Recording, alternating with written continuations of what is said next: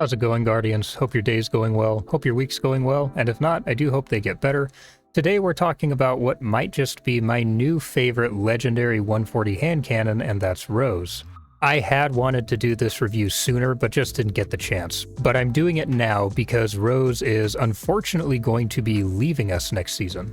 So Rose is a reprised legendary kinetic hand cannon. Originally, we got Rose back during Forsaken. It was a legendary hand cannon that was part of the quest for the Lumina exotic hand cannon. Basically, you'd level it up to unlock different perks on it.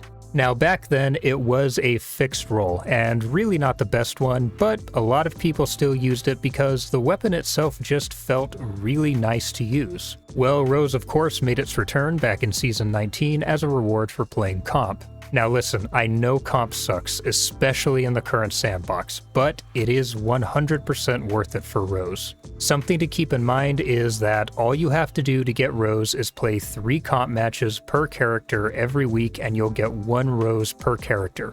You do not have to win them, just complete them. So jump on this while you can because again, this weapon is leaving the pool next season. Don't ask me why, I have no clue. We've literally only had this weapon for 2 seasons and we have no idea when it's coming back or if it's coming back. We're like halfway-ish through the current season, so definitely jump on this while you still can. Now, what makes Rose so great, especially in the current meta, where hand cannons are generally outperformed by other weapons such as submachine guns or pulse rifles? We're going to talk about it. So first off, the big thing that makes Rose super interesting is it's unique, mostly because Rose is a lightweight archetype hand cannon. Now, we had lightweight cannons before, but they were 150 RPM hand cannons. 150 RPM hand cannons no longer exist anymore outside of Sunshot, of course. 150s unfortunately were merged with 140s. The big issue is most of them didn't have their stats adjusted accordingly. So hand cannons that were once very strong, such as Dire Promise or Waking Vigil, kind of got shafted when they were turned into 140s. They lost the lightweight movement bonus and their fire rate dropped, but their base stats stayed pretty well the same, so they were almost immediately weaker than the other 140s, mainly due to a lack of range.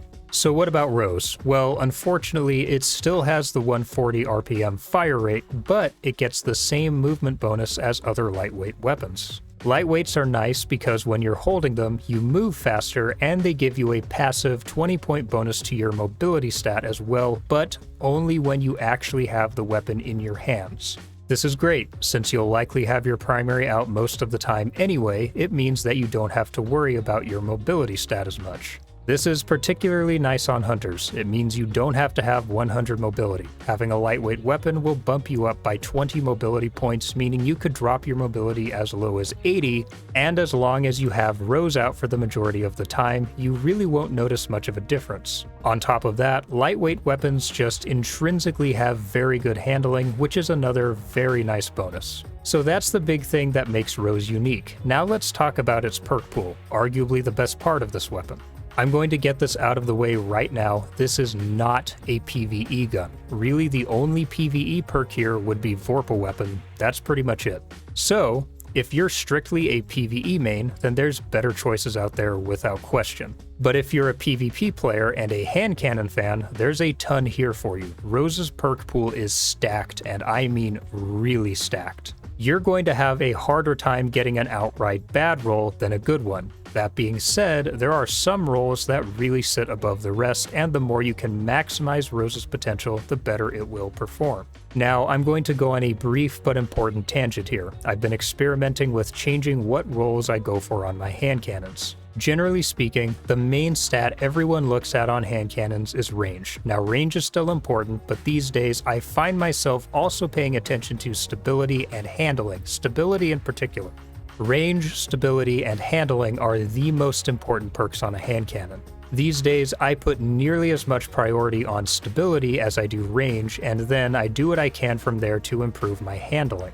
Credit where it's due, I started experimenting with different rolls on hand cannons due to illPhysics and listening to him and how he handles his hand cannons on his stream. So definitely go check out his Twitch, link in the description. He's a great dude and he knows his shit. Now let's look at the perks. You have a very good selection of barrel perks, some nice magazine perks as well, I'd say particularly with accurized rounds and steady rounds. But the third and fourth column are really where this weapon gets kind of insane. In the third column, moving target, elemental capacitor, slide shot, perpetual motion, quick draw, and rapid hit. In the fourth column, Eye of the Storm, Vorpal weapon, snapshot sights, opening shot, explosive payload, and rangefinder. Then you have a fifth column here because, interestingly enough, instead of an intrinsic perk, Rose has grips, and I honestly think this was the better move. Quite frankly, for PvP, I would prefer this over a lot of our other intrinsic perks for PvP. So for grips, you have combat grip, heavy grip, polymer grip, smooth grip, and textured grip. Now, the reason I went on that whole tangent on changing how I do hand cannons is because here's the roll that gave me the best results. We have corkscrew rifling, steady rounds, rapid hit, explosive payload, smooth grip, and a range masterwork. This gives us 70 stability and 70 handling with a still respectable enough 53 range. What this results in is a very fast-handling, flat-shooting hand cannon that excels at mid-range engagements. Rapid hit, of course, increases our stability as we land crits. Another really good substitute for this would be perpetual motion. I do also have a couple of rolls with elemental capacitor, and I actually really like this option too. But for me, there's a catch, and I'll explain. On Void, you get a huge bonus to stability, definitely helpful in duels. On Arc, you get a huge bonus to handling, and on Stasis, your strafe speed increases substantially, even more so than moving target. My only issue with Elemental Capacitor is I don't like being locked into a specific class to get a specific benefit. Does the high handling feel good on Arc? Yes, it feels amazing, but I'm a Hunter main, and I don't like Arc Hunter. But Titan is another story, because Arc is my favorite subclass on Titan. Does the huge stability bump on Void feel good? Absolutely, it turns Rose into a laser beam, but I just don't like Void Hunter all that much. Stasis is probably my third favorite class for Hunter, with the second being Strand, and the extra strafe speed does feel pretty awesome. Of course, if you're on Stompies or use something like Heat Rises or maybe Lion's Ramparts, then you'll get a big boost to your AE on Strand as well. The problem is Solar Hunter is generally my favorite subclass, and all Solar does is increase reload speed, one of the least valuable stats here. That being said, Elemental Capacitor is fantastic, and if I got Elemental Capacitor instead of Rapid Hit, I wouldn't have any issue with it. It's just not my personal first choice. Now in the fourth column we have Explosive Payload, and thus far this is tied with Rangefinder as my favorite option here. I'm normally not a huge payload fan, even on my time-lost Fatebringer, I just don't really care for it. But, for whatever reason, I just found it felt really good on Rose. Explosive Payload does help your range a bit, because while the impact damage has fall off, the explosive damage does not. Plus, payload perks increase flinch a lot, which can be very helpful in duels, particularly if you're fighting a pulse rifle or a submachine gun. My next choice here would probably be Opening Shot. It's what I've been using on my Austringer lately, and I've found I've started to like it just as much as Rangefinder. That being said, Rangefinder is still an S-tier perk without question, and it may be a better option for Rose because of the boost to range, which is an area where Rose kind of struggles a little bit. I just personally am not as big a fan of the extra zoom with Rangefinder, but that's just me. Now let's talk about the other roles and what I believe the best options are in each column. Pay attention here because Rose offers a lot of variety and that will be important later. For barrel perks, I would go for small bore, hammer forged rifling, polygonal rifling, or corkscrew rifling for my barrel perk. For your magazine perk, accurized rounds or steady rounds. Accurized for the bump in range, steady rounds if you prefer stability. In the third column, rapid hit, perpetual motion, or moving target. While rapid hit is probably my first choice, perpetual motion would be my next due to the bonus in stability and handling just for moving around, but I really want to try a moving target role as well, since I like the increase in aim assist and strafe speed without having to be locked into a specific subclass like with Ellicap. In the fourth column, I honestly think I'd stick with Explosive Payload or Rangefinder, but Opening Shot would be fine. Now yes, Eye of the Storm is a fantastic perk, but I've had a couple with Eye of the Storm, and I'd still say those other three options are just way more valuable as a whole. For grips, my first choice would be Smooth Grip, then probably Polymer Grip. If you really wanted to lean into handling, you could go with Textured Grip for a plus 15 to handling at the cost of 5 stability. Alternatively, if you really wanted to lean into stability, Heavy Grip will give you 15 stability at the cost of 10 handling. Now, the other nice thing is if you really did want to build Rose for range, you absolutely can. Hammer-forged rifling, accurized rounds, slide shot, rangefinder, and a range masterwork. That takes your range up substantially, but it does bring your stability to 45, but your handling at least will stay at 60. You could, of course, offset this with one of the grips I mentioned above as well. Best options there would probably be smooth grip or heavy grip. While heavy grip does give you a bigger bonus to stability, it comes at a more substantial cost to handling, so I'd probably take smooth grip since it gives a smaller bonus to both. Of course, if you really wanted to max out your range, you could throw full bore on there instead of hammer forged, but given that it does hurt both your stability and handling substantially, it wouldn't be on my list of recommendations. But this is the nice thing about Rose, it has a very high degree of versatility. There's something here for everyone, regardless of how you like to play. I do also briefly want to mention slide shot here as well. When I first started working on this review, we still had penalties for sliding into an engagement. Those penalties were recently removed, meaning slide shot just became a whole lot more relevant again on primaries. Slide shot will give you a free bonus to your range, stability, and will partially reload the weapon just for sliding. This means that sliding into or during an engagement will give you a huge boost to your weapon's stats for 3 seconds after sliding. Now 3 seconds isn't long, but if you're fast enough on the trigger, you should be able to get that bonus for at least 1 to 2 shots. Now the reason I leaned more into stability than range with Rose is because with it being a lightweight and thus giving you a bonus to your mobility and movement speed, this is a weapon that really encourages you to move around and play aggressively. I found with Rose what generally worked best was just making sure all of my engagements were always inside the comfortable mid-range of a hand cannon, and having higher stability and handling speed meant that it did seem to perform better in duels. Now, I don't have all the rolls I want on Rose. I do still want to try other ones, including a more range-based roll as well. So if I get one and my opinion changes, we'll re-review it. But to be honest, on this particular weapon at least, I don't really think that it will, but we'll see. We have limited time to get these weapons, and comp is a bitch to play right now, and I'm pretty happy with this roll, but we'll see. Maybe I'll try to get another one. Now for the big question, is Rose competitive in the current meta? Here's the thing.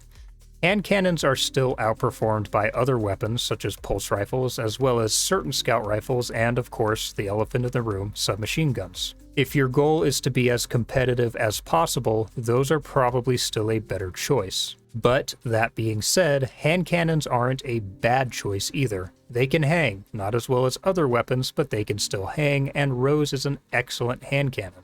In fact, it may honestly be my new favorite legendary hand cannon of its archetype. It feels fluid, it feels fast and accurate, and it's a lot of fun to use. Plus, it's unique, something that we don't really get enough of these days on most of our weapons. So would I take it into trials or comp? I probably would, but that's mainly because I really like hand cannons and I'm very comfortable with them. But I also go in with them knowing that right now they're just not as competitive as other options. This is not to discourage you from using it, it's just meant to be a reality check. If you love hand cannons and you're comfortable using them, then Rose is for sure an amazing choice. Now, when comparing Rose to other hand cannons, here's something to keep in mind. Whatever roll it is that you want, or if you already have one that you really like, you absolutely have to play to that roll's strengths. Rose isn't as much of a stat monster as other hand cannons, so getting a good roll is key. Like I said before, getting a bad roll on Rose will be tough. Most of the rolls you get will at least be usable. But to really get the most out of this weapon, you need a top-tier roll, one that plays directly into your playstyle. I like playing more on the aggressive side, so I tend to be closing distance a lot anyway, so having a lower range stat isn't as big of a deal to me, but it might be to you, so keep that in mind.